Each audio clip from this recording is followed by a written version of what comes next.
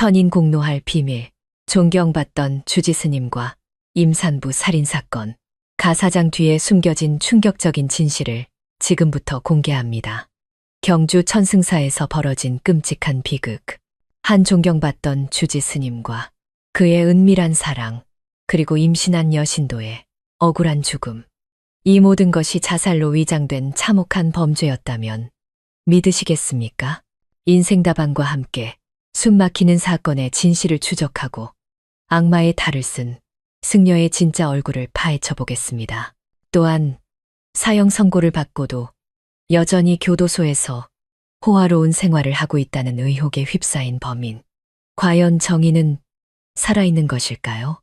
저희 인생다방 채널 구독과 알림 설정 잊지 마시고 지금부터 들려드릴 이야기에 끝까지 집중해 주시기 바랍니다. 1990년 9월, 가을이 시작되던 어느 날, 전라북도의 한적한 시골 마을에서 박서윤은 태어났습니다. 평범한 농부 부부의 사랑의 결실이자 네 남매 중 막내딸이었죠. 서윤의 어린 시절은 벼익는 냄새와 어머니의 자장가, 그리고 소박하지만 깊이 있는 삶의 가르침으로 채워졌습니다. 어릴 적부터 서윤은 동네에서 착하고 얌전하기로 소문난 아이였지만 그 안에는 뛰어난 총명함과 비범한 의지를 감추고 있었습니다.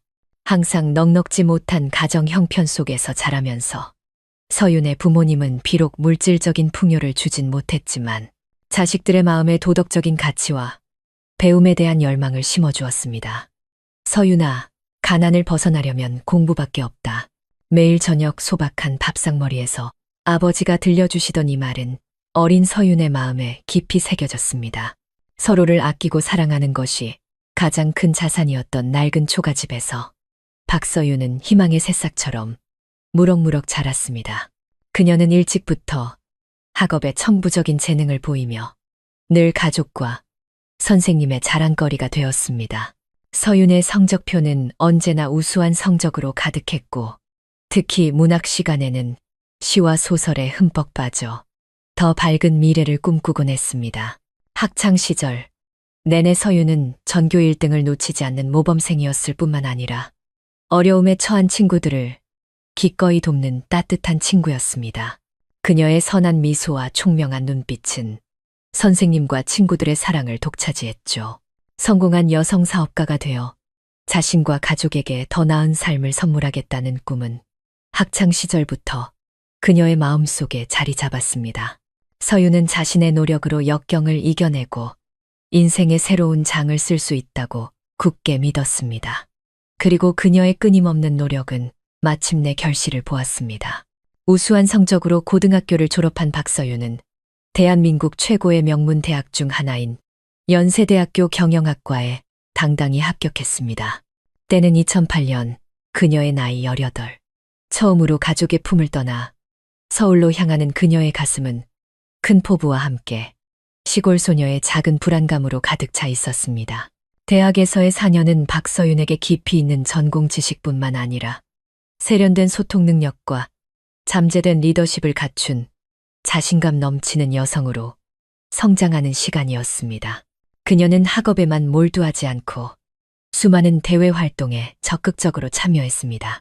특히 창업 동아리 회장을 맡아 다른 학생들과 함께 성공한 기업가들을 초청해 강연을 열고 비즈니스 경험을 공유하는 포럼을 조직하기도 했습니다. 전라북도에서 온 어린 소녀의 끝없는 배움에 대한 열정과 성공에 대한 의지는 많은 이들에게 깊은 인상을 남겼습니다. 수많은 밤을 새워가며 사업계획서를 만들고 대중 앞에서 자신감 넘치게 발표하던 경험들은 박서윤을 어떤 시련에도 맞설 준비가 된 강인한 여성으로 만들었습니다.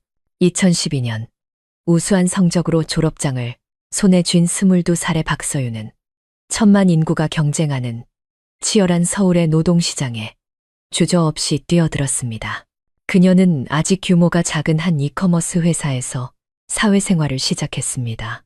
명석한 두뇌와 빠른 일 처리 능력으로 그녀는 입사 1년여 만에 관리직으로 초고속 승진을 거듭했습니다. 월 250만 원으로 시작했던 월급은 금세 400만 원, 500만 원으로 올랐습니다. 하지만 자신만의 사업 제국을 건설하겠다는 열망의 불꽃은 서윤의 마음속에서 계속 타오르고 있었습니다. 그녀는 다른 사람을 위해 일하는 것에 만족하고 싶지 않았습니다. 2014년 초, 수많은 밤을 고뇌한 끝에 박서윤은 과감한 결정을 내립니다. 많은 이들이 부러워하던 안정적인 직장을 그만두고 자신의 회사를 설립하기로 한 것입니다. 그녀가 선택한 분야는 천연 원료를 기반으로 한 건강관리 제품 시장. 잠재력은 크지만 그만큼 도전적인 시장이었습니다. 창업 초기 나날들은 고난의 연속이었습니다. 몇 년간 직장 생활을 하며 모은 돈은 고작 1억 원 남짓. 실질적인 경험도 부족했던 박서윤은 수많은 어려움에 직면했습니다. 수입한 원자재의 품질이 기대에 미치지 못하고 운영 비용은 계속해서 치솟는데 신생 브랜드에 대한 소비자의 인지도는 바닥이었습니다. 회사가 곧 무너질 것 같은 위기의 순간도 여러 번 찾아왔습니다. 하지만 강한 의지와 절대 포기하지 않는 정신으로 박서윤은 한 걸음씩 위기를 극복해 나갔습니다. 실패를 통해 배우고 직접 시장을 분석하며 사업 전략을 수정하고 신뢰할 수 있는 파트너를 찾아 나섰습니다. 점차 그녀의 회사 그린헬스는 초기 성공을 거두기 시작했고 안정적인 고객층을 확보하며 놀라운 성장세를 보였습니다. 월 매출은 수천만 원에서 수억 원, 수십억 원으로 급증했습니다. 그녀는 마침내 서초구에 작은 아파트를 마련하고 업무용 자동차도 장만할 수 있었습니다. 하지만 비즈니스의 세계는 냉혹했습니다. 2017년 회사가 한창 성장 가도를 달리던 중 박서윤에게 연이어 불행이 닥쳤습니다. 막강한 자본력과 체계적인 전략을 갖춘 거대 경쟁사가 나타나 그린 헬스의 핵심 공급업체들을 몰래 인수하고 대대적인 광고 캠페인을 벌이며 서윤의 회사를 궁지로 몰아넣었습니다. 매출은 급감하고 대규모 주문들이 줄줄이 취소되었습니다. 서윤의 필사적인 노력은 속수무책이었습니다. 사업 실패는 그녀에게 10억 원에 가까운 막대한 금전적 손실을 안겼을 뿐만 아니라 깊은 정신적 위기로 몰아넣었습니다. 1년 넘게 절망 속에서 재기를 위해 발버둥 쳤지만 결국 2018년 초 박서윤은 파산 신청을 할 수밖에 없었습니다. 그녀가 온 마음을 바쳐 이룩했던 사업가의 꿈은 그렇게 한순간에 물거품처럼 사라졌습니다. 이래서의 어려움은 독약처럼 서서히 박서윤의 결혼 생활에도 스며들었습니다. 그녀의 남편 김민주는 말수는 적지만 아내를 극진히 사랑하는 건설 엔지니어였습니다. 창업 초기 힘든 시기 내내 묵묵히 그녀를 지지해 주었던 그였지만 계속되는 삶의 풍파가 주는 압박을 더는 견디지 못했습니다. 부부의 다툼은 잦아졌고 가족의 식탁에서 웃음소리는 사라져갔습니다. 그는 더 이상 아내와 함께 짐을 짊어질 힘이 없다고 느꼈습니다. 2018년 중반 남편 민주는 이혼을 결심했고 3살배기 아들 유빈이의 양육권을 가져갔습니다. 그는 떠났고 박서윤은 육체적, 정신적으로 무너진 채 홀로 남겨졌습니다. 텅 빈 아파트에는 슬픈 추억만이 가득했습니다. 그것은 박서윤의 인생에서 가장 어두운 순간이었습니다. 28, 한때 강하고 의욕 넘쳤던 젊은 여성은 이제 절망과 상실감의 소용돌이에 휘말렸습니다. 사업도 잃고 가정도 깨지고 미래는 암담했습니다. 고통과 좌절에 빠진 나날 동안 박서윤은 넉나간 사람처럼 지냈습니다. 아파트에 스스로를 가둔 채 밤낮으로 자책했습니다. 화려했던 시절의 기억, 밝은 미래에 대한 약속들이 번갈아가며 그녀의 마음을 괴롭혔습니다. 혹독한 현실을 잊기 위해 술에 의지했지만 마실수록 정신은 더 또렷해졌고 상실의 고통만 깊어졌습니다.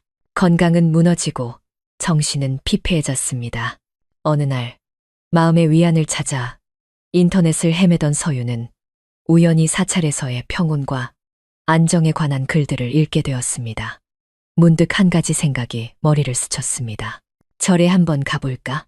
마음을 다스리고 이 터널의 끝에서 희미한 빛이라도 다시 찾을 수 있지 않을까? 내면의 평화를 찾을 수 있다는 희미한 희망을 품고 2019년 초 박서윤은 슬픈 기억으로 가득한 서울을 잠시 떠나기로 결심했습니다. 그녀는 경상북도 경주의 한적한 언덕 아래 고즈넉이 자리 잡은 고찰, 천승사를 상처 입은 영혼의 안식처로 선택했습니다. 단출한 옷 몇 벌과 남은 약간의 돈을 챙겨 야간 버스에 몸을 실었습니다. 모든 실패와 번뇌를 등 뒤로 한 채 하루가 넘는 긴 버스 여행은 그녀를 완전히 다른 세상으로 데려다 주었습니다. 바람에 실려오는 은은한 풍경 소리, 고요한 향내, 그리고 모든 것을 감싸는 청정한 공기. 박서윤은 이 결정이 자신의 인생의 또 다른 전환점이 될 뿐만 아니라 새로운 비극의 시작이 되리라고는 꿈에도 생각지 못했습니다. 그녀가 겪었던 그 어떤 시련보다 더 잔혹한 비극, 부처님의 품 안에서 영원히 그녀를 괴롭힐 끔찍한 비극의 서막이었습니다. 야간 버스는 흔들리며 화려했지만 쓰라린 기억으로 가득한 서울을 떠났습니다. 하루가 넘는 피곤한 여정 끝에 2019년 1월 말 그녀는 마침내 경주에 도착했습니다. 고즈넉하고 고풍스러운 옛 도시, 남쪽의 무더위와는 전혀 다른 경주의 쌀쌀한 새벽 공기에 서유는 몸을 살짝 떨었습니다. 터미널에서 그녀는 오토바이 택시를 타고 푸른 가로수길을 지나 천승사로 향했습니다. 사찰은 시내의 소음과 동떨어진 나지막한 언덕 위에 자리 잡아 마치 속세의 번뇌에서 벗어난 평화로운 섬 같았습니다. 절로 올라가는 길은 구불구불 이어졌고 양옆으로는 소나무들이 바람에 흔들리며 은은한 솔향기를 실어날랐습니다. 이끼 낀 고풍스러운 천승사의 일주문 앞에 멈춰 섰을 때 박서윤은 모든 것을 감싸는 절대적인 고요함을 느꼈습니다. 어디선가 들려오는 풍경 소리가 맑고 깊게 울려 퍼지며 피 흘리는 마음의 상처를 조금이나마 어루만져 주는 듯 했습니다. 그녀는 깊은 숨을 들이쉬며 모든 번뇌를 떨쳐내려 했으며 구원을 바라는 연약한 마음으로 절문을 넘어섰습니다. 눈앞에 펼쳐진 사찰의 풍경은 참으로 평온했습니다. 세월의 흔적을 품은 곡선의 기와 지붕, 오래된 벽돌로 포장된 넓은 마당, 하얀 꽃을 피우며 향기를 뿜어내는 늙은 나무들, 남색 승복을 입은 몇몇 스님들이 조용히 오갔고 그들의 얼굴에서는 평온함과 탈속적인 기운이 느껴졌습니다. 서유는 절의 한 노스님을 찾아가 자신의 사정을 설명하고 마음을 다스릴 동안 잠시 머물게 해달라고 청했습니다. 처음 그녀는 마음속의 혼란을 정리하고 인생의 새로운 방향을 찾을 수 있을 몇 주 정도만 머물 계획이었습니다. 그녀는 신도들이 머무는 작은 방을 배정받았습니다. 나무 침대 하나, 작은 책상 하나, 그리고 고요한 정원이 내다보이는 창문이 전부인 소박한 공간이었습니다. 절에서의 첫 며칠, 서유는 대부분의 시간을 명상하고 호흡을 가다듬으며 마음을 비우려 애썼습니다. 하지만 사업 실패, 깨져버린 결혼, 곁에 없는 어린 아들에 대한 고통스러운 기억들이 끊임없이 그녀를 괴롭혔고 야윈 뺨 위로 눈물만 하염없이 흘러내렸습니다. 어떤 밤에는 한숨도 자지 못하고 천장만 멀거니 바라보며 극심한 외로움과 상실감에 시달렸습니다. 그러나 사찰의 평온함과 고요함은 서서히 박서윤의 영혼에 스며들었습니다. 매일 아침 저녁으로 울려 퍼지는 연불소리, 규칙적인 목탁소리, 절의 느리고 규칙적인 생활, 그리고 공간의 정적은 그녀의 마음을 조금씩 가라앉혔습니다. 그녀는 오랫동안 잃어버렸던 평화라는 감각을 조금씩 되찾기 시작했습니다. 그녀는 마당 쓸기, 법당 청소, 주방일 돕기 등 절의 소소한 일들에 참여하기 시작했습니다. 단순한 육체 노동은 오히려 그녀의 마음을 편안하게 했고 어깨를 짓누르던 무거운 짐을 잠시 잊게 해주었습니다. 절에 머무는 동안 불교 서적을 읽으며 무상, 모정의 이치와 인과응보, 윤회에 대해 배우게 되었고 그 깊은 철학은 메마른 그녀의 영혼을 적시는 감로수와 같았습니다. 박서윤이 천승사에 머무는 동안 그녀는 다른 신도들과 마을 사람들로부터 주지 스님인 현우 스님에 대한 이야기를 자주 들었습니다. 모두가 특별한 존경심을 담아 그를 이야기했습니다. 스님은 학식이 깊고 덕이 높으며 무한한 자비심으로 수많은 사람들을 고통에서 구원해 주었다고들 했습니다. 현우 스님, 법명은 명덕, 민덕. 그는 1979년 경주 인근의 가난한 시골 마을, 대대로 불심이 깊은 집안에서 태어났습니다. 어릴 적부터 불법, 보박과 깊은 인연을 보였고 할머니를 따라 절에 다니며 불경 소리를 듣는 것을 좋아했습니다. 16살 고등학교를 졸업한 후 그는 출가를 결심하고 도내의 한 고찰에서 수행을 시작했습니다. 총명한 자질과 성실한 수행 덕분에 그는 빠르게 부처님의 깊은 가르침을 깨쳤습니다. 현우 스님은 불악에 해박할 뿐만 아니라 뛰어난 언변으로도 유명했습니다. 그의 법문은 항상 깊이 있으면서도 이해하기 쉬워 듣는 이의 마음을 움직였습니다. 서예와 참선에도 능통했습니다. 뛰어난 재능과 덕망, 그리고 불사, 보시에 대한 끊임없는 헌신, 게다가 각계각층의 고위 공직자들과 기업가, 사회 유력 인사들과의 두터운 친분 덕분에 현우 스님은 불법을 널리 펴는 길에서 매우 빠르게 성장했습니다. 35살이라는 다른 스님들에 비해 비교적 젊은 나이에 그는 조계종으로부터 경주에서 가장 크고 유서 깊은 사찰 중 하나인 천승사의 주지로 임명되었습니다. 그가 주지로 부임한 이후 천승사는 더욱 확장되고 정비되어 수많은 신도와 방문객들이 찾아오는 중심 사찰이 되었습니다. 그의 명성은 날로 높아져만 갔습니다.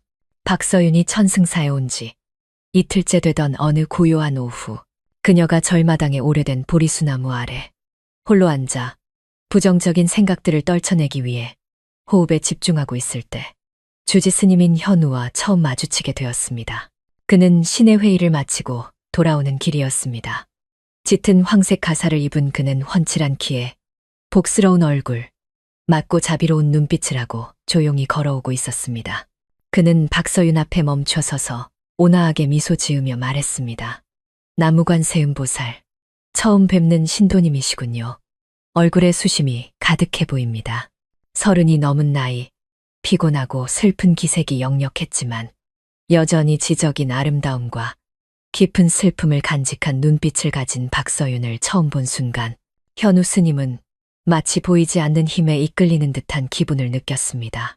그녀의 연약하면서도 강인해 보이는 모습이 그의 마음속에 형용할 수 없는 감정을 불러일으켰습니다. 깊은 슬픔에 잠겨있던 박서윤 역시 주지 스님에게서 풍겨나오는 따뜻함과 신뢰감을 느꼈습니다.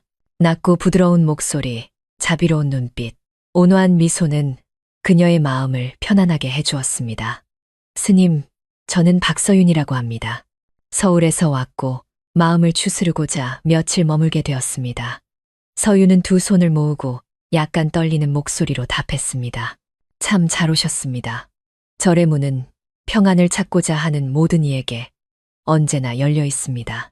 인생은 본래 고해, 구하이와 같지요. 때로는 기댈 곳을 찾아 자신을 돌아보는 시간이 필요한 법입니다. 혹 마음에 담아둔 이야기가 있다면 저에게 털어놓아 보십시오. 제가 조금이나마 도움이 될 수 있을지도 모릅니다. 현우 스님은 너그러운 목소리로 말했습니다. 그 우연한 만남 이후 박서윤과 현우 스님의 대화는 점점 잦아졌습니다. 스님은 오랜 수행 경험과 사람을 꿰뚫어보는 날카로움으로 서윤이 겪고 있는 깊은 상처와 극심한 외로움을 금세 알아차렸습니다.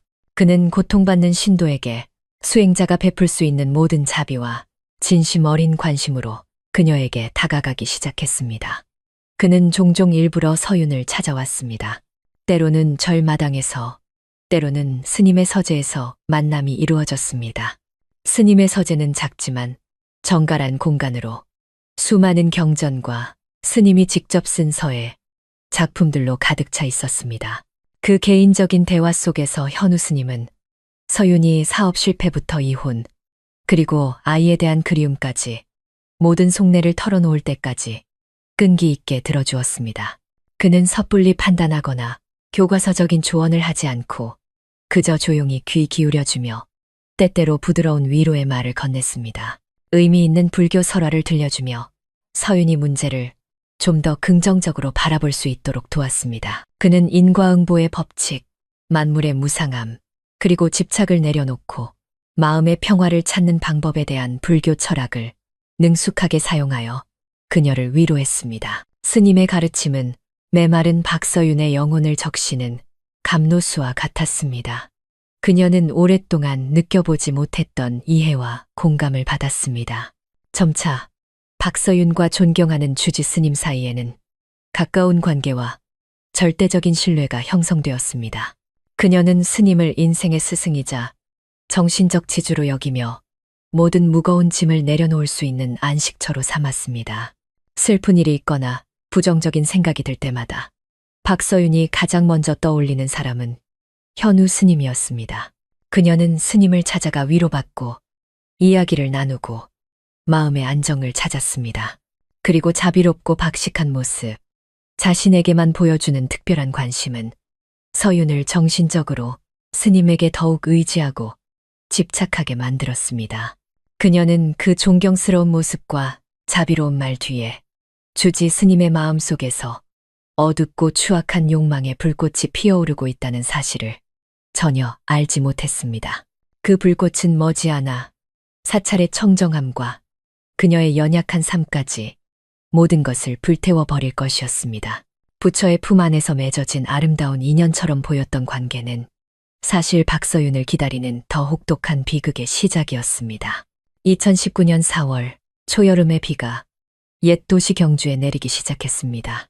축축한 공기와 함께 어딘가 모르게 서글픈 분위기가 감돌았습니다. 박서윤은 천승사에 머문 지 한 달이 넘었습니다. 사찰의 고요함, 아침 저녁으로 이어지는 예불, 그리고 주지 스님 현우의 특별한 관심은 그녀의 마음의 상처를 상당히 치유해 주었습니다. 하지만 평온해 보이는 그 시간 속에서 더 교묘하고 달콤한 위험이 나약함과 외로움의 끝에 서 있는 그녀의 주위를 맴돌고 있었습니다.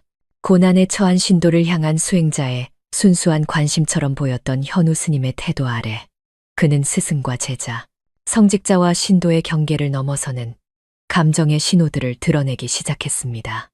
스님과 박서윤의 개인적인 대화 시간은 점점 길어졌고 공간 또한 점차 사적인 곳으로 변해갔습니다. 더 이상 절마당에서의 우연한 만남도 대중을 상대로 한 법회도 아니었습니다. 스님은 자주 박서윤을 자신의 개인 처소로 불렀습니다. 그 방은 승려들의 숙소와 법당에서 떨어진 사찰 깊숙한 곳에 있었습니다. 방은 소박하지만 품위 있게 꾸며져 있었습니다. 튼튼한 목재 탁자와 의자 세트, 불교 경전과 문학, 철학 서적이 가득한 큰 책장, 그리고 벽에는 스님이 직접 쓴 힘있고 유려한 필체의 서예 작품 몇 점이 걸려 있었습니다. 은은한 침향이 항상 공기 중에 맴돌아 청정하면서도 어딘가 비밀스러운 분위기를 자아냈습니다. 스님이 내세운 이유는 처음에는 서윤의 마음 수련을 돕거나 참선을 더 깊이 지도하거나 혹은 불법을 논하기에 더 조용한 공간이 필요하다는 것이었습니다. 자신의 정신을 일으켜 세워준 사람에게 무한한 순수함과 감사함을 느끼고 있던 박서윤은 조금도 의심하지 않았습니다. 그녀는 그 개인적인 만남을 큰 스승과 가까워질 수 있는 특별한 기회이자 은혜라고 여겼습니다. 그 대화 속에서 현우 스님은 불법에 대해서만 이야기하지 않았습니다. 그는 자신의 개인적인 삶, 때로는 외로움을 느끼는 수행자의 고뇌, 세상사에 대한 번민 등을 더 많이 나누기 시작했습니다. 그는 달콤한 말과 다정한 몸짓, 때로는 깊고 의미심장한 눈빛으로 박서윤을 향한 존경과 특별한 관심을 표현했습니다. 그는 그녀가 총명하고 의지가 강하다고 칭찬했고 그녀의 슬픔 어린 아름다움이 기묘한 매력을 지니고 있다고 말했습니다. 그는 그녀와 함께 있으면 주지 스님이라는 엄격한 틀에서 벗어나 진정한 자기 자신이 되는 것 같다고 했습니다. 서윤 씨, 어느 날 스님이 낮은 목소리로 다정하게 그녀를 바라보며 말했습니다. 그거 아십니까? 당신이 이곳에 온 후로 이절에 새로운 생기가 도는 것 같습니다. 슬픔이 어려 있긴 해도 당신의 미소는 이 공간 전체를 환하게 밝힙니다. 저도 사람인지라 마음이 약해질 때가 있습니다. 당신이 역경을 딛고 일어서는 모습을 보며 저는 진심으로 깊은 감명을 받았습니다.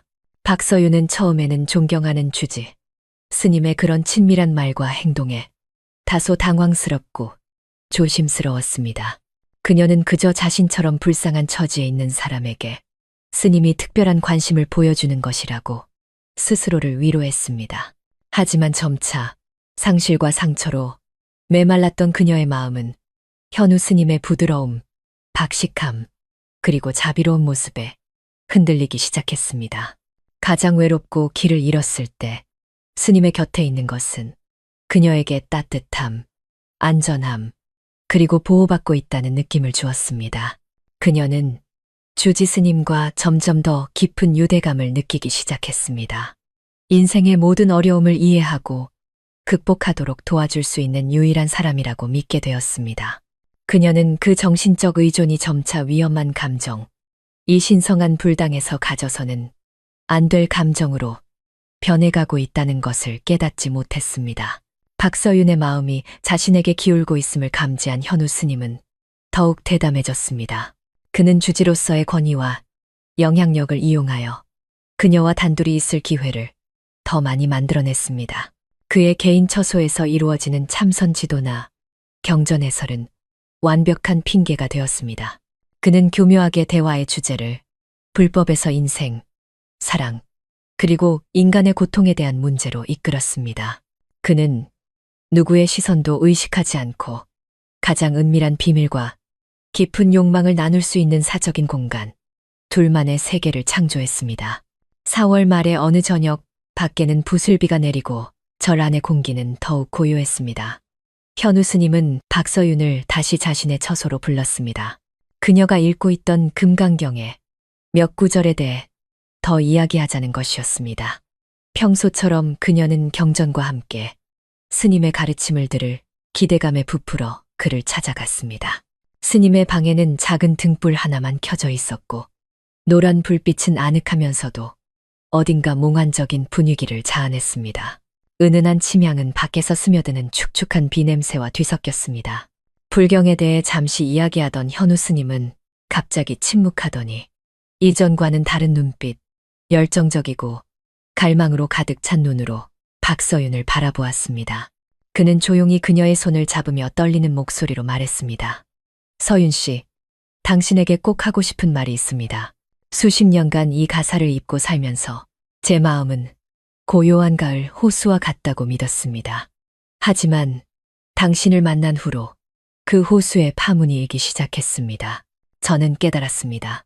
비록 승려일지라도 저 역시 지극히 인간적인 감정, 지극히 세속적인 갈망에서 벗어날 수 없다는 것을요.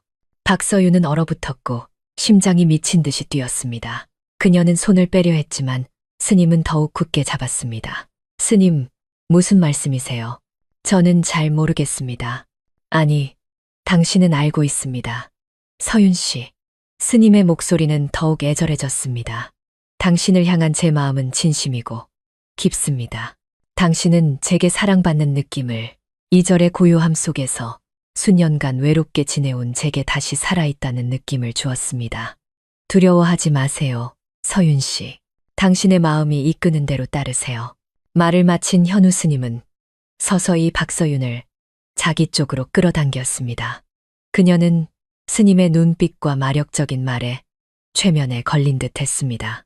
그 순간 도덕, 예의, 그리고 수행자에 대한 존경심의 경계가 모두 허물어지는 듯 했습니다. 오랫동안 사랑에 굶주렸고 기댈 어깨가 없었던 한 여인은 눈앞의 남자에게서 뿜어져 나오는 강렬한 매력을 거부할 수 없었습니다. 존경하고 흠모하며 동시에 어딘가 두려움을 느끼게 하는 남자. 현우 스님이 자신의 옷고름을 풀고 서서히 박서윤의 옷단추에 손을 뻗었을 때 그녀는 더 이상 저항하지 않았습니다. 그녀의 몸은 두려움과 함께 낯설지만 짜릿한 감각이 피어오르며 떨렸습니다. 40대에 접어든 스님의 손길은 여인의 가장 깊은 욕망을 일깨우는데 매우 능숙하고 경험이 많아 보였습니다. 그녀의 옷가지가 하나씩 벗겨지고 희미한 등불 아래 하얀 속살이 드러났습니다. 박서윤은 눈을 질끈 감고 스님에게 모든 것을 맡겼습니다. 그녀는 죄의식과 스님의 마력적인 유혹이 뒤섞인 소용돌이에 휩쓸렸습니다. 그날 밤 천승사 주지 스님의 개인 처소에서 부슬비 소리와 멀리서 들려오는 연불 소리를 배경으로 열정적이지만 죄로 가득한 비밀스러운 관계가 공식적으로 시작되었습니다. 두 사람 모두 이 일이 발각되면 그 결과가 얼마나 끔찍할지 잘 알고 있었습니다. 현우 스님의 명예는 땅에 떨어지고 사찰의 청정함은 더럽혀지며 박서윤의 인생 또한 다시 한번 나락으로 떨어질 것이었습니다. 하지만 그 순간 그들은 멈출 수 없었습니다. 욕망이 이성을 이겼고 어둠이 부처의 빛을 가렸습니다. 박서윤은 완전히 타락했고 그녀 인생의 비극 또한 여기서부터 더 어둡고 잔혹한 새로운 장으로 접어들었습니다. 천승사에서의 운명적인 그 밤이 지난 다음 날, 새벽은 다른 날과 다를 바 없었습니다. 풍경 소리는 여전히 맑게 울렸고 법당에서는 규칙적인 연불 소리가 흘러나왔으며 햇살은 나무십 사이를 뚫고 이끼 낀 마당에 금빛 무늬를 드리웠습니다. 주지 스님 현우는 단정한 가사를 입고 평소처럼 평온하게 새벽 예불을 주재했습니다. 그의 얼굴은 언제나처럼 자비롭고 위엄이 넘쳤습니다. 거의 뜬 눈으로 밤을 보낸 박서윤은 다른 신도들과 함께 태연한 척 의식을 치렀습니다. 하지만 두 사람의 내면 깊은 곳에서는 그들의 정신세계를 뿌리부터 뒤흔드는 격렬한 지진이 일어났습니다. 무언가 신성한 것이 산산조각 났고 보이지 않지만 강력한 경계선을 두 사람 모두 의도적으로 넘어버렸습니다. 다시는 돌아갈 수 없다는 것을 아는 경계선이었습니다. 죄악으로 물든 관계는 마치 은밀하게 타오르는 불씨와 같았습니다. 처음에는 희미하게 깜박이는 불씨였지만 이내 맹렬하게 타올라 두 사람이 그토록 숭배했던 이성과 도덕적 기준마저 모두 불태워버렸습니다. 낮 동안 대중과 절의 스님들 앞에서는 여전히 존경받는 주지 스님과 평안을 찾는 여신도 박서윤이었습니다. 그들은 적절한 거리를 유지했고 말 한마디, 행동 하나하나에 신중을 기하며 조금의 빈틈도 보이지 않았습니다. 현우 스님은 여전히 온화하고 박식한 어조로 경전을 설하고 법문을 했으며 박서윤은 묵묵히 일을 하고 명상을 하며 속으로는 폭풍이 몰아쳐도 겉으로는 평온한 표정을 지으려 애썼습니다.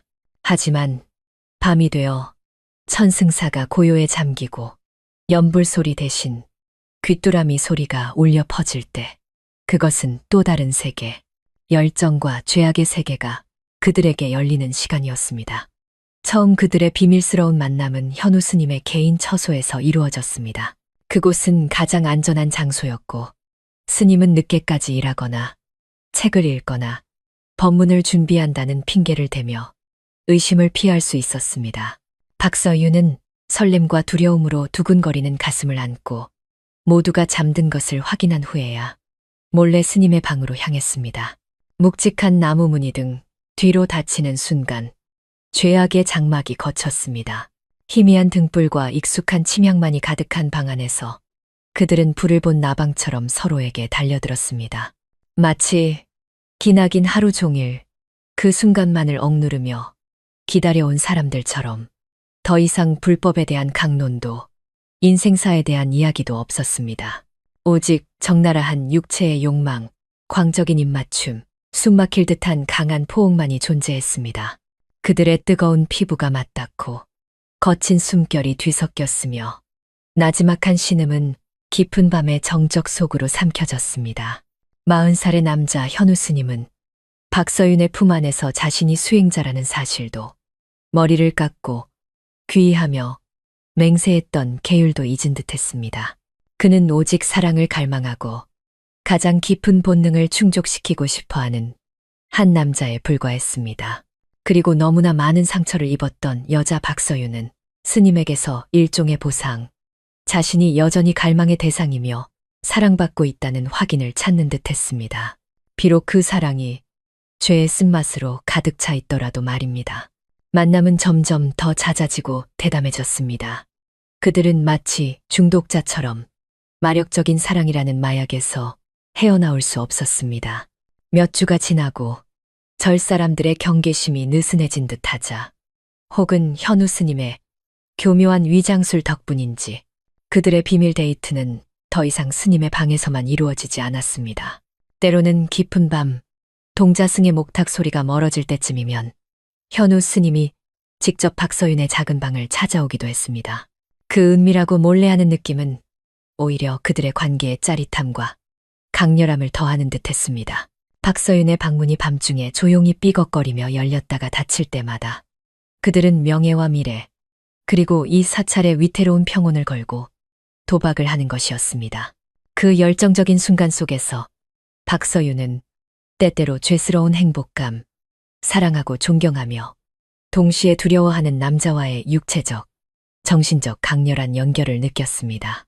그녀는 자신이 살아있고 갈망의 대상이 된다는 느낌을 받았는데 그것은 오랫동안 느껴보지 못한 감정이었습니다. 하지만 직후 광란의 열정이 지나가고 이성이 돌아오면 그녀는 죄책감과 더러움에 시달렸습니다. 그녀는 불교에 귀의하려던 처음의 목적을 배신했고 이 신성한 장소의 청정함을 더럽혔으며 최악의 경우 다른 사람의 영적 행복을 파괴하는 제3자가 되어버렸습니다.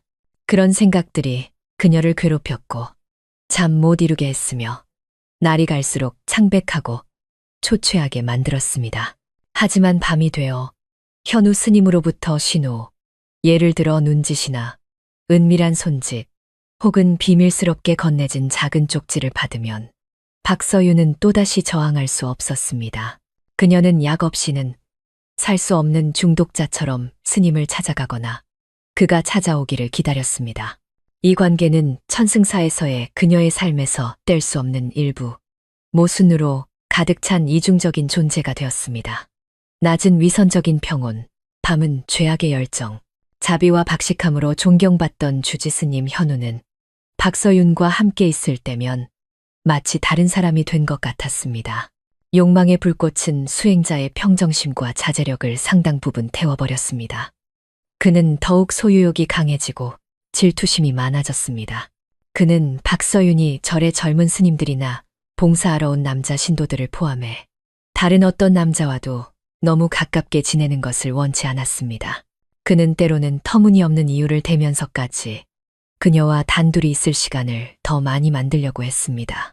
비밀스러운 만남 속에서 박서윤에 대한 그의 욕망은 점점 더 노골적으로 변해갔습니다.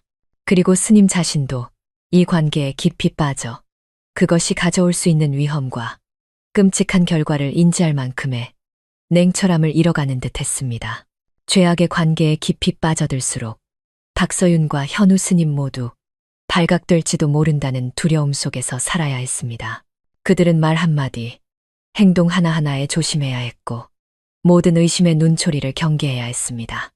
은밀한 밤의 데이트는 항상 불안과 초조함 속에서 이루어졌습니다. 작은 소음 하나, 창밖에 어른거리는 그림자 하나에도 두 사람은 소스라치게 놀랐습니다. 그 긴장감은 그들을 멈추게 하기는커녕 오히려 은밀한 사랑의 짜릿함과 강렬함을 증폭시키는 듯했습니다. 박서윤은 자신이 불장난을 하고 있다는 것을 알았습니다. 모든 것을 태워버릴 수 있는 불장난. 그녀는 이 관계를 끝내고 천승사를 떠나 새로운 삶을 시작해야겠다고 생각한 적도 있었습니다.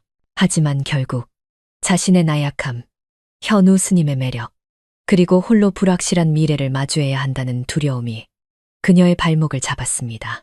그녀는 열정, 죄의식, 그리고 도덕적 고뇌의 악순환에 갇혀버렸습니다. 그녀는 더 이상 예전의 박서윤, 강하고 의욕 넘치며 희망에 가득 찼던 그 소녀가 아니었습니다. 이제 그녀는 부처의 품 안에서 죄악으로 물든 사랑에 빠져 허우적대는 나약한 여인일 뿐이었습니다. 결코 좋은 결말이 없을 것이라고 확신하는 사랑, 욕망의 어둠이 점차 그녀의 삶과 천승사의 청정함을 뒤덮고 있었습니다. 2019년 4월 말에서 5월 초, 경주의 날씨는 여름으로 접어들기 시작했습니다. 햇볕은 더욱 따가워졌고 공기는 후텁지근했으며 갑작스러운 소나기도 잦아졌습니다. 천승사에서 박서윤과 주지, 스님 현우의 비밀스러운 관계는 여전한 열정과 죄의식, 그리고 상존하는 두려움 속에서 계속되었습니다. 그러나 그때 새로운 변수, 예상치 못했지만 은밀한 밤들의 필연적인 결과물이었던 하나의 생명이 조용히 싹트고 있었습니다. 그것은 그들의 삶에 곧 닥칠 더 끔찍한 폭풍우를 예고하는 신호였습니다. 박서윤은 자신의 몸에 이상한 변화를 느끼기 시작했습니다. 아침마다 갑작스럽게 찾아오는 메스꺼움, 힘든 일을 하지 않았는데도 계속되는 피로감, 그리고 변덕스러워진 입맛. 처음에는 계속되는 불면과 불안정한 심리 상태로 인한 몸살이라고만 생각했습니다. 하지만 생리 주기가 2주 이상 늦어지자 막연한 두려움이 박서윤의 마음을 사로잡기 시작했습니다. 그녀는 애써 그 생각을 떨쳐내려 했습니다. 생활 환경의 변화와 정신적 스트레스가 몸에 영향을 미쳤을 거라고 스스로를 안심시켰지만 마음속 깊은 곳에서는 불길한 예감이 점점 커져만 갔습니다. 더 이상 불안감을 견딜 수 없었던 5월 초의 어느 아침, 박서윤은 진실을 확인하기로 결심했습니다. 개인적인 물품을 사야 한다는 핑계를 대고 절의 비군이 스님들에게 허락을 받아 근처 시내로 향했습니다.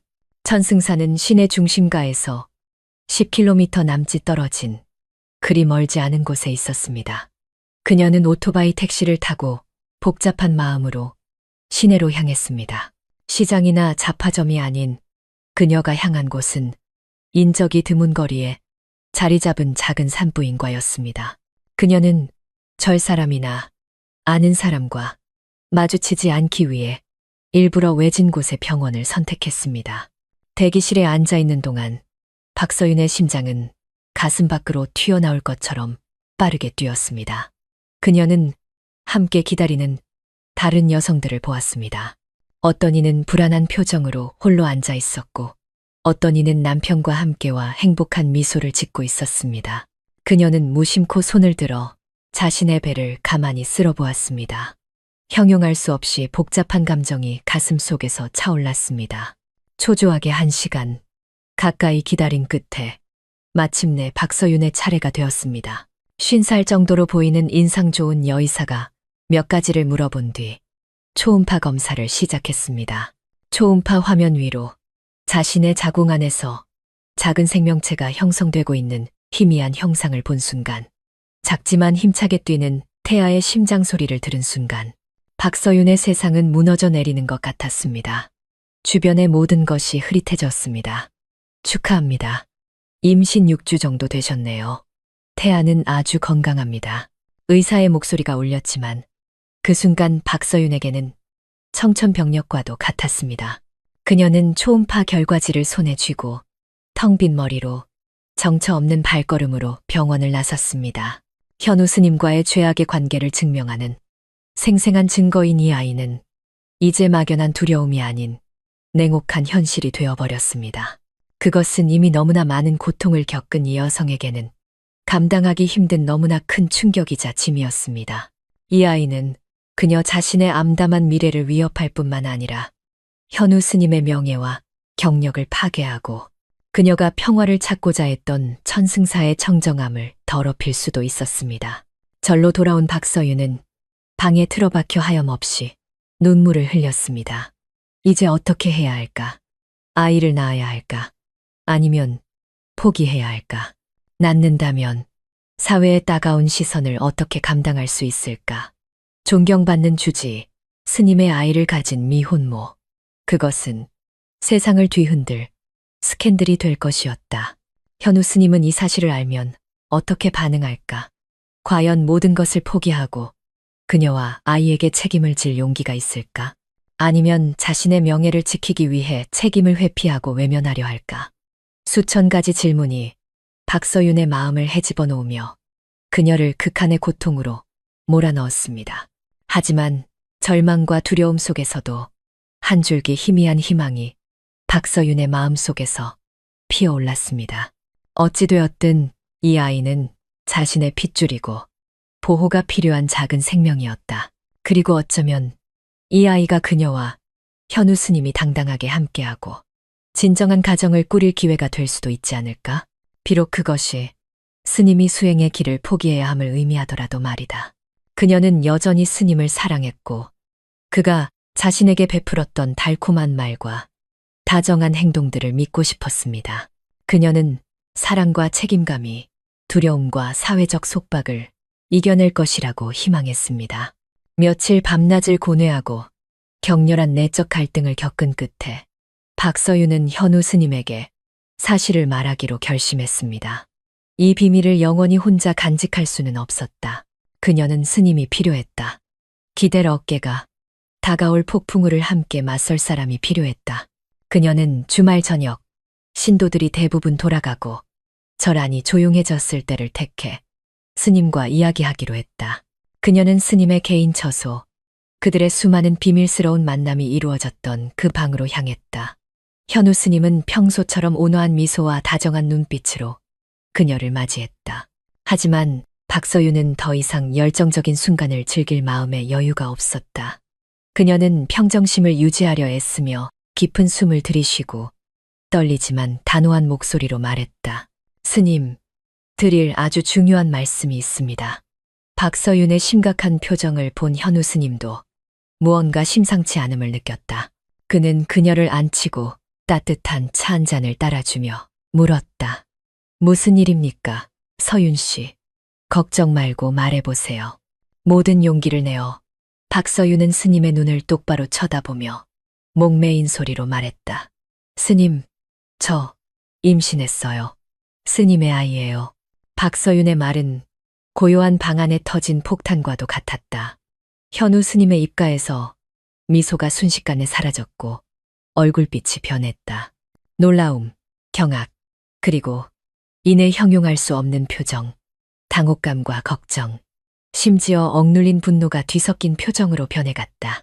그는 오랫동안 침묵했고 방 안의 공기는 숨막힐 듯 무겁게 가라앉았다. 박서윤은 심장이 멎는 것 같았다. 그녀는 희망과 두려움이 교차하는 마음으로 스님의 반응을 기다렸다. 마침내 현우 스님이 입을 열었다. 그의 목소리는 애써 평정을 유지하려 했지만 미세한 떨림을 감추지 못했다. 정말입니까, 서윤 씨? 확실한가요? 네, 확실해요. 병원에도 다녀왔어요. 벌써 6주가 넘었대요. 박서윤은 눈물이 그렁그렁한 채로 초음파 사진을 스님에게 건넸다. 현우 스님은 종이를 받아들었다. 그의 눈이 그 위의 글자와 사진들을 빠르게 훑었다. 그는 다시 침묵에 잠겼고 머릿속은 혼란으로 가득 찼다. 이 아이는 너무나 크고 복잡한 문제였다. 그것은 스님의 명예, 천승사의 미래와 관련될 뿐만 아니라 그가 수십 년간 쌓아올린 모든 것을 파괴할 수도 있었다. 박서윤과 아이에 대한 책임감, 사회적 비난에 대한 두려움, 제자들과 신도들의 심판, 모든 것이 그의 마음을 무겁게 짓눌렀다. 박서윤은 희망과 간절함이 섞인 목소리로 스님을 바라보았다. 스님, 이 일이 스님께 얼마나 큰 충격일지 알아요. 하지만 저와 우리 아이를 위해서 부디 신중하게 생각해 주세요. 우리 아이가 아빠 없이 태어나게 하고 싶지 않아요. 저는 스님과 함께 모든 어려움을 맞설 준비가 되어 있어요. 우리가 이곳을 떠나 다른 곳에서 새로운 삶을 시작하면 안 될까요? 스님. 현우 스님은 박서윤을 바라보았다. 그의 눈빛은 더 이상 이전처럼 다정하고 열정적이지 않았다. 대신 피로와 불안, 그리고 어딘가 모를 거리감이 느껴졌다. 그는 길게 한숨을 내쉬며 차분한 목소리로 말했다. 서윤 씨, 이 일은 너무 크고 갑작스럽습니다. 저에게 생각할 시간이 필요합니다. 우리 두 사람과 아이를 위한 최선의 해결책을 찾아야 합니다. 저에게 시간을 좀 주시겠습니까? 비록 스님은 침착하고 책임감 있는 태도를 보이려 했었지만 박서윤은 그의 목소리에서 냉정함과 계산적인 태도를 느꼈다. 그녀 마음속에 희미한 희망이 흔들리기 시작했다. 그녀는 스님이 자신과 아이를 위해 모든 것을 포기할 용기가 없을까봐 두려웠다. 결국 스님이 자신들 대신 명예와 경력을 선택할까봐 두려웠다. 하지만 그녀에게는 기다리는 것 외에 다른 방법이 없었다. 그녀가 사랑과 신뢰를 모두 바쳤던 남자의 결정을 기다리는 것. 그 결정은 그녀와 그녀의 뱃속에서 자라나는 작은 생명의 운명을 결정할 것이었다. 이미 위태롭고 죄로 물든 그들의 관계는 이제 비극적인 핏줄의 등장으로 더욱 무겁고 위험해졌다. 박서윤이 임신 사실을 고백한 그날 밤 이후 천승사에서 그녀와 주지 스님 현우 사이의 공기는 극도로 긴장되고 숨막히게 변했습니다. 비밀스러운 만남은 더 이상 이전처럼 열정적이지 않았고 대신 무거운 침묵과 서로를 피하는 눈빛, 그리고 날로 커져가는 불안감만이 가득했습니다. 박서윤은 스님의 판결을 기다리는 나날을 보냈습니다. 한때 그토록 사랑하고 믿었던 주지 스님에게서 남은 일말의 인간성과 책임감에 희미한 희망을 걸면서 말이죠. 한편 며칠간 손익을 따지며 고뇌하던 현우 스님은 마침내 최종 결정을 내린 듯 했습니다. 상상할 수 없을 만큼 잔인하고 냉혹한 결정이었습니다.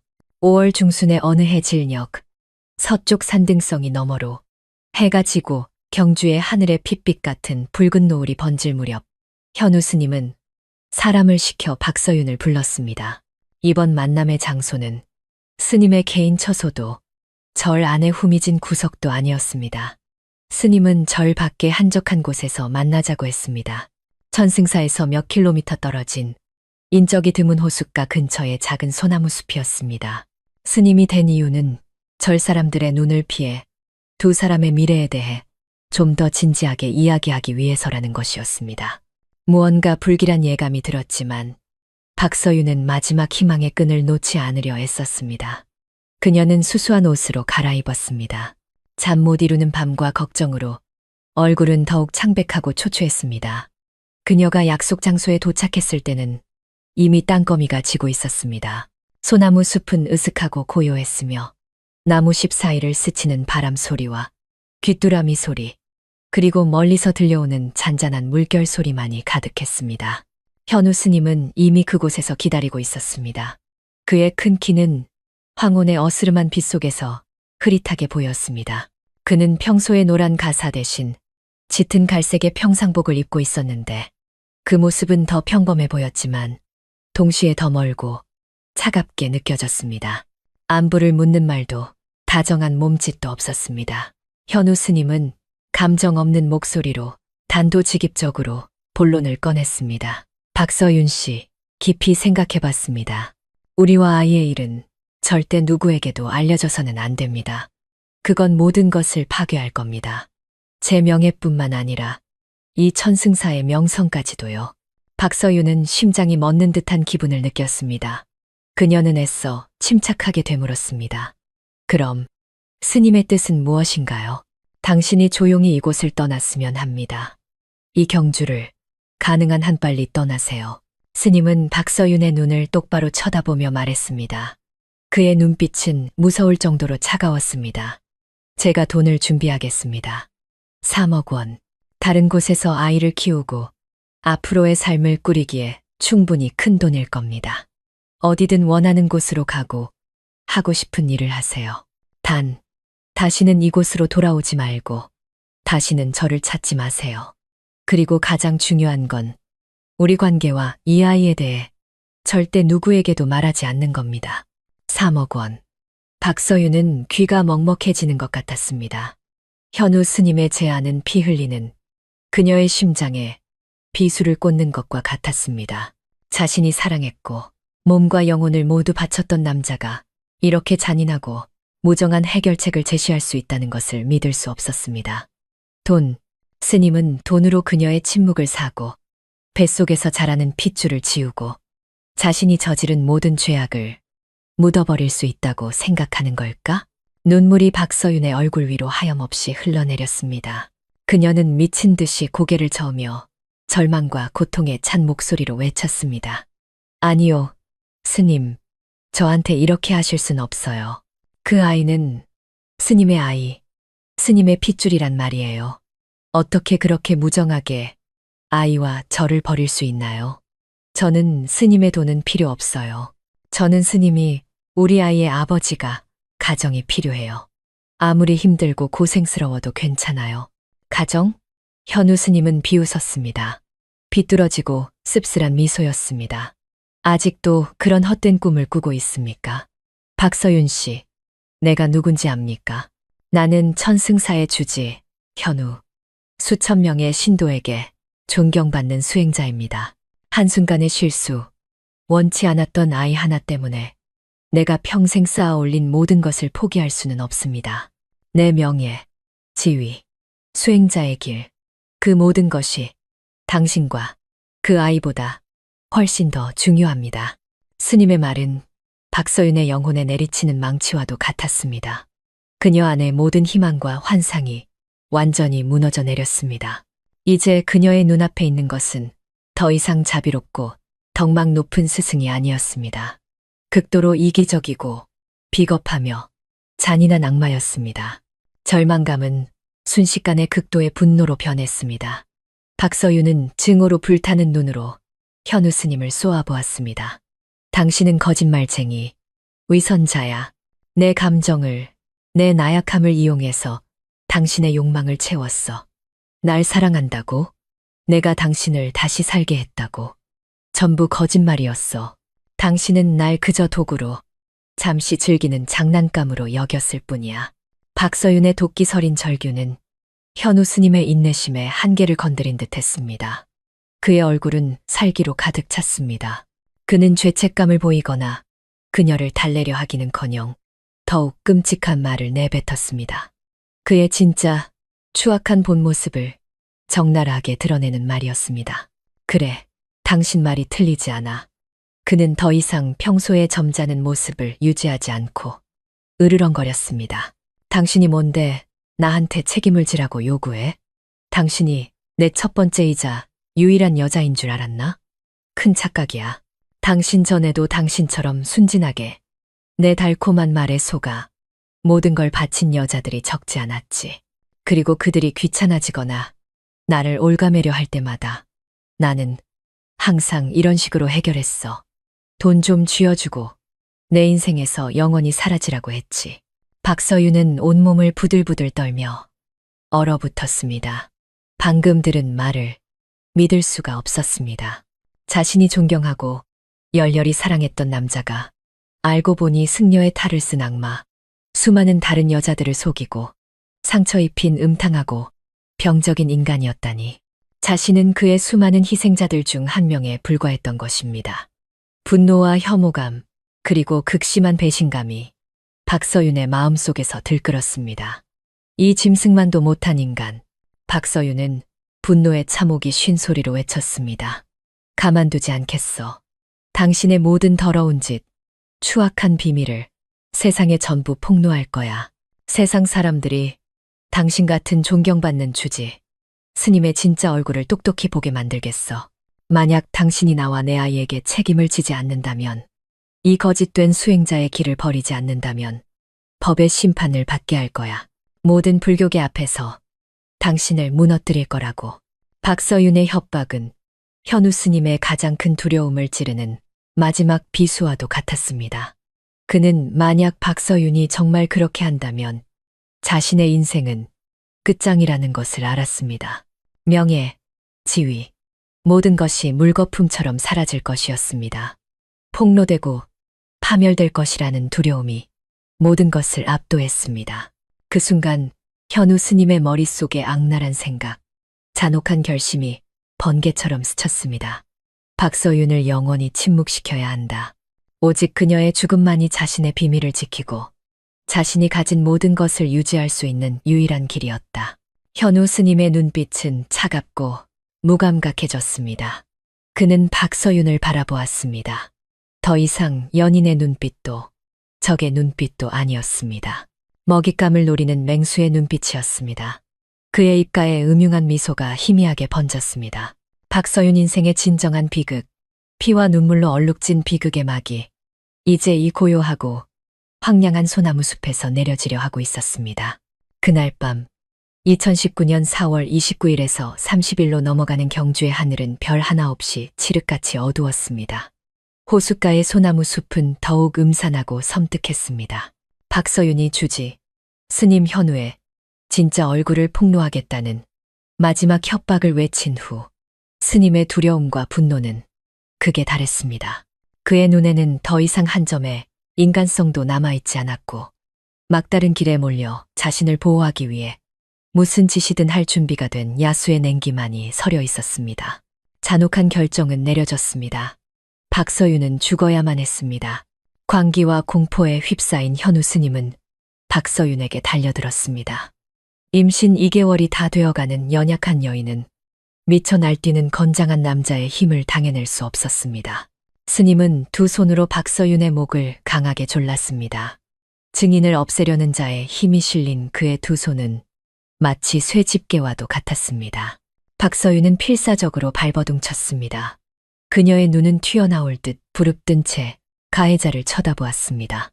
그 눈에는 두려움이 아닌 극도의 원한과 한때 사랑하고 존경했던 자에 대한 무한한 경멸이 담겨 있었습니다. 그녀의 마지막 희미한 신음은 목구멍에서 막혔고 생명은 여전히 크게 뜬 눈 속에서 서서히 꺼져갔습니다. 그 눈에는 악마의 탈을 쓴 수행자의 모습이 깊이 새겨졌습니다.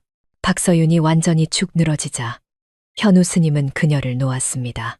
그는 거친 숨을 몰아쉬었고 땀으로 흠뻑 젖었지만 눈에는 한 점의 후회도 없이 냉정한 계산만이 가득했습니다. 그는 살인이 시작일 뿐 더 중요한 것은 범죄를 완벽하게 은폐하는 것이라는 걸 알았습니다. 그는 주위를 둘러보았습니다. 숲은 고요했고 아무도 없었습니다. 그는 박서윤이 가져온 가방을 뒤져 그녀가 절의 숙소에서 빨래를 널 때 쓰던 작은 밧줄을 찾아냈습니다. 그의 머릿속에 자살로 위장하려는 사악한 계획이 떠올랐습니다. 무서울 정도로 침착하게 현우 스님은 박서윤의 시신을 근처의 큰 소나무로 끌고 갔습니다. 그는 능숙하게 밧줄 한쪽 끝으로 올가미를 만들어 박서윤의 목에 걸었습니다. 다른 쪽 끝은 튼튼한 소나무 가지에 단단히 묶어 최대한 자연스럽게 목을 맨 것처럼 보이게 연출했습니다.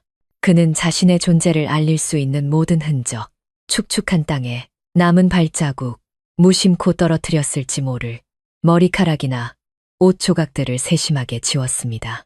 심지어 박서윤의 소지품 몇 개를 일부러 흩어놓고 이전의 다툼 중에 그녀에게 강제로 쓰게 했던 가짜 유서를 남겨두었습니다. 급하게 쓴 듯한 필체는 그녀의 것과 약간 달랐지만 삶에 대한 절망과 비관으로 가득 찬 내용은 자살이라는 시나리오를 뒷받침하기에 충분해 보였습니다. 모든 일을 마친 후 날이 밝아올 무렵 현우 스님은 조용히 범죄 현장을 떠났습니다. 그는 천승사로 돌아와 몸을 씻고 깨끗한 가사로 갈아입은 뒤 마치 아무 끔찍한 일도 없었다는 듯 태연하게 아침 예불을 준비했습니다. 그의 얼굴은 여전히 자비로웠고 스님들과 신도들에게 불법을 설하는 목소리는 여전히 낮고 차분했습니다. 가장 가까운 사람들조차 존경받는 주지 스님에게서 어떤 변화나 이상한 낌새도 눈치채지 못했습니다. 그는 내면에 숨겨진 악마를 감추기 위해 완벽한 가면, 성스러움의 가면을 쓰고 있었습니다. 하지만 마음속 깊은 곳에서는 범죄가 발각될지도 모른다는 보이지 않는 두려움, 하늘의 법이 용서하지 않을 것이라는 두려움이 은밀하게 피어오르고 있었습니다. 2019년 4월 30일 아침, 일찍 밭일을 나가던 몇몇 마을 주민들이 소나무 숲에서 목을 매단 채 발견된 박서윤의 시신을 보고 경악했습니다. 그들은 즉시 지역 당국과 경찰에 신고했습니다. 신고를 접수한 경찰은 신속하게 현장에 출동하여 주변을 통제하고 초기 조사를 시작했습니다. 현장은 처음에는 절망에 의한 자살 사건처럼 보였습니다. 희생자는 외모는 아름다웠지만 얼굴이 초췌한 젊은 여성이었고 근처에서는 몇 가지 개인 소지품과 유서가 발견되었습니다. 하지만 지원 요청을 받고 출동한 경상북도 경찰청 형사과의 베테랑 수사관들은 곧 일반적인 자살 사건과는 들어맞지 않는 이상한 점들을 발견했습니다. 희생자의 목에는 밧줄 자국이 있었지만 그 위치와 모양이 자연스러운 목맴 자세와는 완전히 일치하지 않았습니다.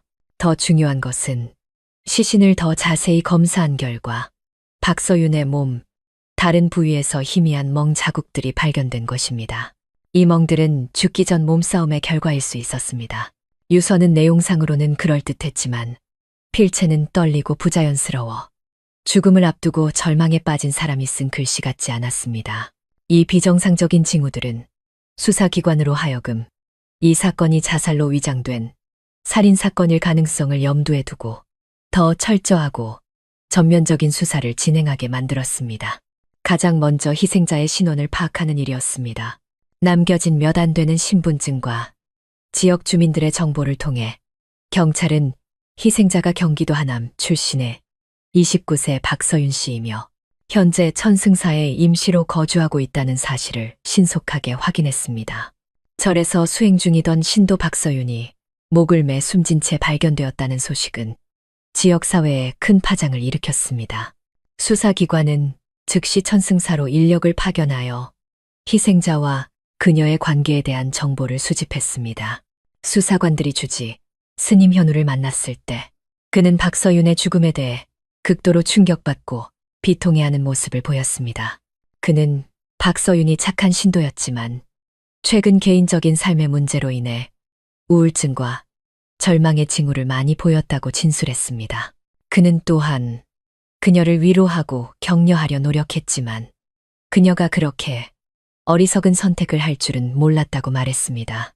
그의 고통스러운 표정과 동정심 가득한 목소리는 많은 사람들이 그의 이야기를 믿게 만들었습니다. 하지만 사건의 전환점은 부검 결과가 발표되면서 찾아왔습니다. 박서윤이 목이 졸려 질식사했다는 증거 외에도 법의학자들은 그녀가 임신 6주차였다는 사실을 밝혀냈습니다. 더 중요한 것은 희생자의 몸, 특히 목과 손 부위에서 희생자의 것이 아닌 낯선 지문 몇 개가 발견된 것입니다. 그리고 충격적이게도 데이터베이스와 대조하고 관련자들의 지문을 채취한 결과 그 지문들은 주지스님 현우의 지문과 완벽하게 일치했습니다. 이 정보는 수사기관과 여론 모두를 뒤흔드는 폭탄과도 같았습니다. 수천 명의 신도에게 존경받던 주지스님이 임신한 채 의문사한 여신도의 시신에서 지문이 발견되다니 이것은 결코 우연의 일치일 수 없었습니다. 모든 의심이 즉시 현우 스님에게 쏠렸습니다. 경상북도 경찰청은 즉시 주지 스님 현우를 소환하여 조사했습니다. 처음에는 그는 여전히 침착함을 유지하며 자신은 박서윤의 죽음과 아무 관련이 없다고 주장하며 모든 혐의를 완강히 부인했습니다. 그는 그 지문들이 그녀가 살아있을 때 위로하며 접촉하는 과정에서 남았을 수 있다고 변명했습니다. 하지만 현장에서 발견된 지문이라는 반박할 수 없는 과학적 증거, 희생자가 목이 졸려 살해된 후 매달렸다는 부검 결과, 사건 당일 그의 행적에 대한 모순된 진술, 그리고 몇몇 비밀 정보원을 통해 입수된 그와 박서윤의 비정상적인 관계에 대한 정보들 앞에서 현우 스님이 쌓아올린 거짓말의 벽은 금이 가기 시작했습니다. 수사관들의 날카로운 질문과 명백한 증거들 앞에서 몇 시간 동안의 치열한 심리싸움 끝에 마침내 주지 스님 현우는 더 이상 버티지 못했습니다. 그의 얼굴은 창백해졌고 땀이 비 오듯 쏟아졌습니다. 그리고 마치 둑이 무너지듯 그는 무너지며 자신의 모든 범죄를 자백했습니다. 그는 박서윤과의 부적절한 관계, 그녀의 임신 사실, 그녀가 모든 것을 폭로하겠다고 협박한 것, 그리고 마침내 범죄를 은폐하기 위해 그녀를 살해하고 현장을 위장한 행위까지 모두 인정했습니다. 현우 스님의 자백은 충격적이고 고통스러운 진실과 함께 초기 수사를 종결시켰습니다. 세상에 존경을 받던 한 주지 스님이 자신의 헛된 명예와 지위를 지키기 위해 자신의 연인과 뱃속의 아이까지 무참히 살해한 냉혈한 살인마였다는 사실. 하늘의 그물은 넓고 성기지만 결코 놓치는 법이 없었습니다. 아무리 교묘하게 은폐된 범죄라 할지라도 결국 정의의 빛 앞에 드러나게 마련이었습니다. 주지 스님, 현우가 박서윤과 자신의 핏줄에게 저지른 끔찍한 범죄에 대한 자백은 마치 원자폭탄이 고요한 옛 도시 경주의 중심부에서 터져 전국으로 퍼져나가며 사회에 엄청난 충격을 안겨주었습니다.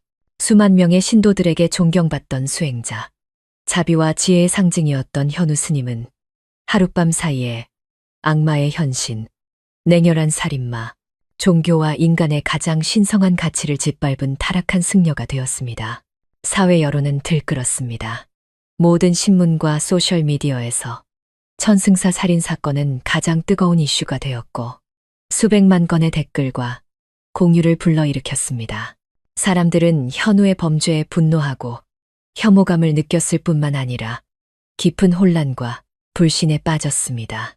어떻게 매일 인과응보와 자비심을 설파하던 수행자가 자신의 연인과 아직 태어나지도 않은 아이에게 그토록 잔인한 짓을 할 수 있단 말인가. 이 사건은 수많은 사람들의 종교적 믿음에 깊은 상처를 냈고 그들이 숭배해왔던 가치체계 전체를 뒤흔들었습니다. 한때 현우 스님을 진심으로 존경했던 많은 불자들은 이제 배신당하고 기만당한 느낌에 휩싸였습니다. 사회 여론이 들끓는 동안 사건의 수사와 재판 과정 역시 보이지 않는 압력에 직면했습니다. 크고 유서 깊은 사찰의 주지로서 광범위한 영향력을 가졌던 현우는 경상북도와 중앙정부의 많은 고위 관료들 그리고 그에게서 정신적 도움을 받았거나 사찰 관련 사업으로 이익을 본 부유한 사업가들과 복잡하게 얽힌 관계를 구축해왔습니다. 그가 체포되고 범행을 자백한 직후 일부 세력들이 수사 과정에 개입하려 시도했습니다. 현우의 죄를 경감시키거나 적어도 그와 관련된 다른 어두운 비밀들이 더 이상 드러나는 것을 막기 위해 사법기관에 압력을 가하려는 움직임이 있었습니다. 일부 관료들이 현우로부터 상당한 액수의 보시금을 받았고 이제 자신들을 보호하기 위해 그 은혜를 갚으려 한다는 소문도 돌았습니다. 하지만 너무나 거센 여론의 분노, 반박할 수 없는 범죄 증거, 그리고 특히 사건을 덮으려 하지 않는 일부 중앙법률기관 지도부의 단호한 의지 앞에서 모든 개입 시도는 상황을 더 복잡하게 만들었을 뿐 정의의 수레바퀴를 되돌릴 수는 없었습니다. 경북경찰청은 경찰청 본청의 긴밀한 지휘 아래 신속하게 사건 기록을 마무리하고 현우를 살인죄 형법 제250조 1항로 기소해달라며 검찰에 송치했습니다. 임산부 살해, 비열한 동기, 범죄 은폐 시도 등 가중 처벌 사유가 명백했습니다. 현우에 대한 1심 재판은 2019년 7월 말 대구지방법원 경주지원에서 열리기로 결정되었습니다. 재판 당일 아침 일찍부터 전국의 수천 명의 사람들이 경주의 무더운 여름 날씨에도 불구하고 법원 주변으로 몰려들었습니다. 경비는 최고 수준으로 강화되었고 넓은 법정 안은 빈자리 하나 없이 꽉 찼습니다. 사건 관계자들 외에도 국내외의 수많은 기자들이 취재를 위해 몰려들었습니다. 모두가 악마 승려가 법의 심판을 받는 순간을 직접 목격하고 싶어 했습니다. 현우는 법정으로 이송되었습니다. 이전보다 훨씬 수척해졌지만 피곤하고 불안한 눈빛을 감추지 못하면서도 애써 평온한 표정을 유지하려 했습니다. 그는 푸른 수의를 입고 있었고 두 손은 피고인석 앞에서 수갑에 단단히 채워져 있었습니다. 재판부, 검사, 그리고 분노와 경멸의 눈으로 자신을 바라보는 수백 명의 사람들 앞에서 현우는 더 이상 부인할 수 없었습니다. 그는 박서윤과의 부적절한 관계부터 그녀의 임신, 그리고 잔인한 살인과 현장 조작까지 모든 범죄 행위를 인정했습니다.